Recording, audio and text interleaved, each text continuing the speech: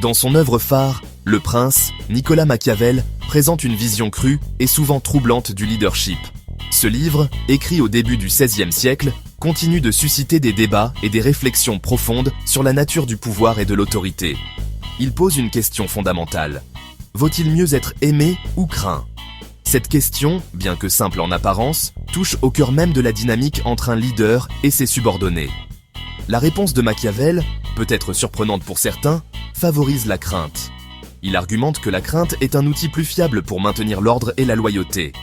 Il soutient que, si l'amour peut être un atout précieux, il est en fin de compte peu fiable et inconstant. Les sentiments d'amour peuvent changer rapidement, laissant un leader vulnérable. La crainte, en revanche, est une force primordiale, un puissant facteur de motivation enraciné dans l'instinct de conservation. Les gens sont plus susceptibles de suivre un leader qu'ils craignent, car la peur de la punition est un puissant dissuasif. Machiavel reconnaît qu'idéalement, un dirigeant devrait être à la fois aimé et craint. Cependant, il admet que cette combinaison est rare et difficile à atteindre. Cependant, il affirme qu'il est extrêmement difficile de parvenir aux deux. La nature humaine étant ce qu'elle est, les gens ont tendance à abuser de la gentillesse et de la clémence. Plus important encore, s'il est forcé de choisir, un dirigeant devrait donner la priorité à être craint plutôt qu'à être aimé. La crainte, bien gérée, peut garantir une obéissance durable et une stabilité à long terme. Cela ne veut pas dire qu'un dirigeant doive s'efforcer d'être cruel ou tyrannique. La cruauté gratuite peut mener à la rébellion et à la haine. Machiavel préconise plutôt un usage calculé et contrôlé de la crainte, qui garantisse l'obéissance et la stabilité sans inciter à la rébellion. Un leader sage sait comment équilibrer la fermeté et la compassion pour maintenir son autorité. Restez avec nous pour découvrir comment ces principes machiavéliques peuvent être appliqués dans le monde moderne. Ne manquez pas les chapitres suivants pour approfondir votre compréhension du pouvoir et du leadership. Pourquoi Machiavel tient-il l'amour en si piètre estime ? L'amour, selon lui, est une émotion volatile et imprévisible. Il soutient que l'amour est un lien construit sur des fondations fragiles, souvent éphémères et instables, facilement brisées lorsque les circonstances changent. Les relations basées sur l'amour peuvent s'effondrer sous la pression. Les gens, observe-t-il, sont intrinsèquement égoïstes. Ils agissent souvent en fonction de leurs propres intérêts et abandonneront volontiers un dirigeant qui ne peut plus subvenir à leurs besoins ou protéger leurs intérêts. L'amour et la loyauté sont conditionnels. L'histoire regorge d'exemples de souverains qui ont appris cette leçon à leurs dépens. Les dirigeants qui comptaient net sur l'amour de leur peuple ont souvent été trahis. L'empereur romain Caligula, initialement adoré par son peuple, a été brutalement assassiné après que son règne a sombré dans la paranoïa et la cruauté. Son amour s'est transformé en haine. De même, le roi Louis XVI de France a connu une période de popularité, où il était aimé et respecté par ses sujets, pour finalement être renversé pendant la Révolution française, lorsqu'il n'a pas pu soulager les souffrances de son peuple. L'amour de ses sujets s'est évaporé. Ces exemples illustrent le point de vue de Machiavel. L'amour est un outil peu fiable pour maintenir le pouvoir. La loyauté basée sur l'amour est fragile et peut se transformer en trahison. La crainte, affirme Machiavel, est un instrument de pouvoir beaucoup plus fiable. C'est une émotion viscérale, profondément ancrée dans la nature humaine. La peur du châtiment, de perdre ce qui nous est cher, peut être un puissant facteur d'obéissance et de loyauté. Prenons l'exemple du règne de Gengis Khan. Il a forgé un vaste empire grâce à ses prouesses militaires et à son génie stratégique, mais c'est la crainte qui a cimenté son autorité. Connu pour sa cruauté, il a instillé un sentiment de terreur chez ses ennemis et une obéissance indéfectible chez ses sujets. Bien que ces méthodes aient souvent été brutales, elles ont indéniablement été efficaces pour maintenir l'ordre et étendre son empire.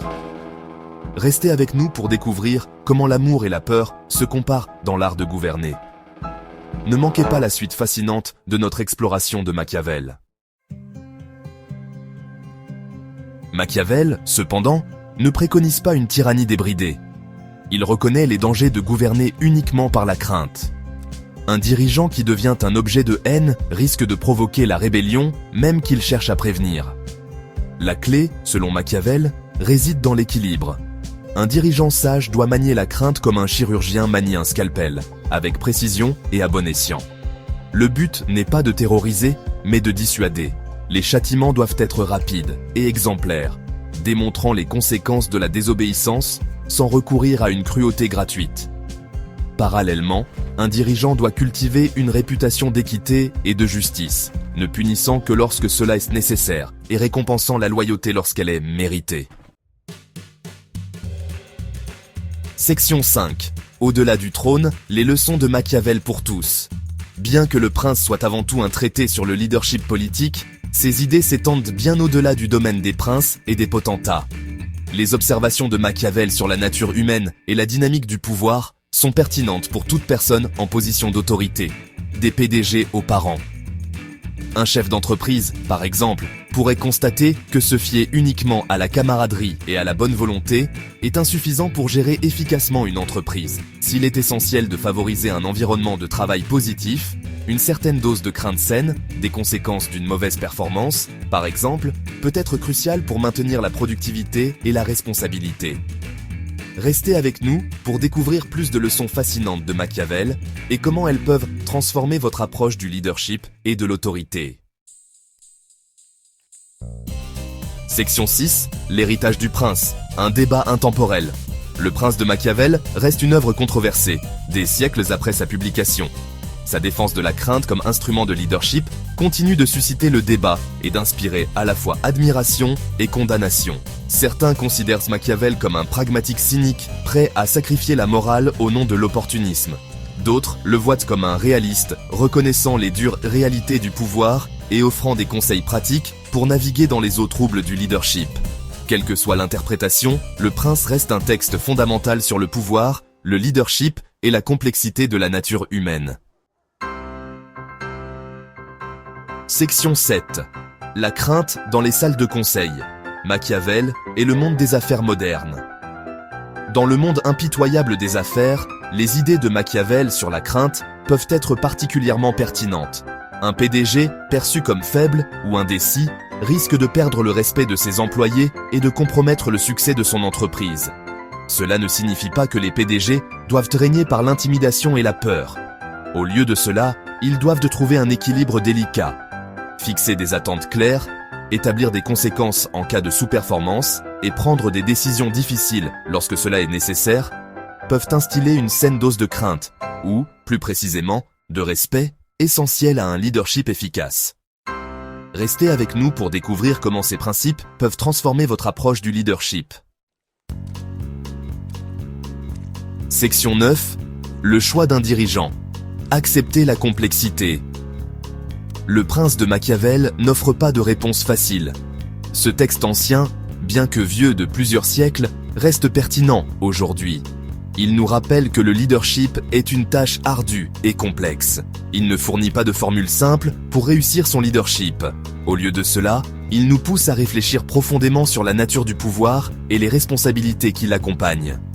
Au lieu de cela, il présente une série de vérités inconfortables sur le pouvoir, la nature humaine et les choix difficiles auxquels les dirigeants doivent faire face. Ces vérités sont souvent difficiles à accepter, mais elles sont essentielles pour comprendre les défis du leadership. En fin de compte, la décision de donner la priorité à l'amour ou à la crainte, ou de trouver un équilibre délicat entre les deux, incombe à chaque dirigeant. Chaque leader doit naviguer ces eaux tumultueuses avec sagesse et discernement.